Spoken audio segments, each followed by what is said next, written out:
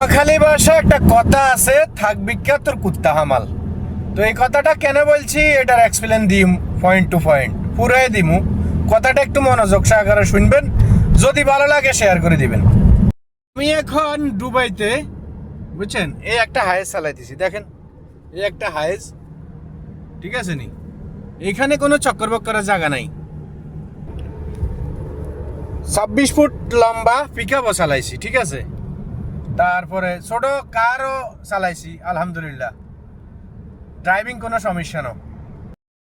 এই কথাটা বলার অর্থ হইল যে আপনার আমরা এই আরব দেশের মাটিতে, আমি যতটুকু জানি, আমার ধারণা আরব দেশের মাটিতে যারা ড্রাইভিং লাইসেন্স লোক কিংবা ড্রাইভিং করুক, যাদের লাইসেন্স আছে, এইখানে কোনো টু শব্দ কোনো কথা নাই, ওয়ান ওয়ানে সবাই এসব দেশের রুল ফলো করি আরে সব কিছু এই কানুন বরাবর করি আরে এতে লাইসেন্স লইতে হইব। আর লাইসেন্স ইয়ান এখানে যারা দেয়, প্রত্যেকটা দেশের অথরিটির মানুষে দেয়, হেরা মুখ চাই লাইসেন্স দেয় না, গাড়ি চালানি চাই লাইসেন্স দেয়, ঠিক আছে নি, যেই লাইসেন্সে হোক ড্রাইভিং এর ক্ষেত্রে। তো আমি গেছিলাম আমাদের দেশের বিআরটির মধ্যে লাইসেন্সটা নেওয়ার জন্য, আমাদের দেশের লাইসেন্সটা নেওয়ার জন্য নিয়ে যাওয়ার পরে তো আমাদের নোয়াখালী মাইজ দিতে বিআরটি অফিসারের কাছে গেছিলাম, একজন অফিসারের কাছে যাওয়ার পরে উনি আমাকে বলল, আপনি মনে লাইসেন্স বানাই লইছেন। আমি কেউ বানাই লইছেন মানে এটা তো বুঝলাম না, একটু বুঝাই বলেন। এটা আমগো দেশে অনেকে বানাই লয়, হয়তো বা আপনি ওরকম বানাই লইছেন। এখন এই ধরনের কোনো সিস্টেম নাই আরব দেশে কিংবা মিডল ইস্টের মধ্যে।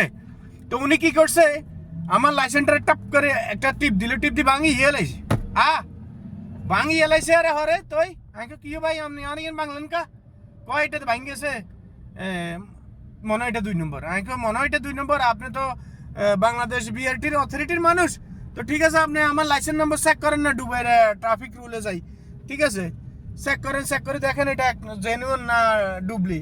আর এইসব দেশের ডুবলির কোনো কথাই নেই, এটা আঙ্গ দেশ ন, এই দেশে কোনো এইসব চক্কর বক্কর কিছুই নেই, এটা তো বারে বারে বলতেছি। যাক, যারা বুঝতেছেন তারা বুঝবেন। পরে লাস্টে উনি লাইসেন্সটা ভাঙি এলাইছে, তো আমি কইছে থাকবি কা তোর কুত্তা আমার লাগতো না লাইসেন্স, যে ডুবাই লাইসেন্স ওইটা লই আমি ডুবাই চলে যাই, খালাস আমার বাংলাদেশের লাইসেন্স লাগতো না।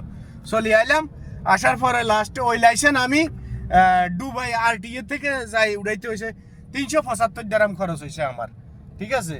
তো কিছু কিছু মানুষের কিছু কিছু কথা আর কিছু কিছু কার্যক্রমে বোঝা যায় যে এইসব দেশের লাইসেন্স বেকার বাজে।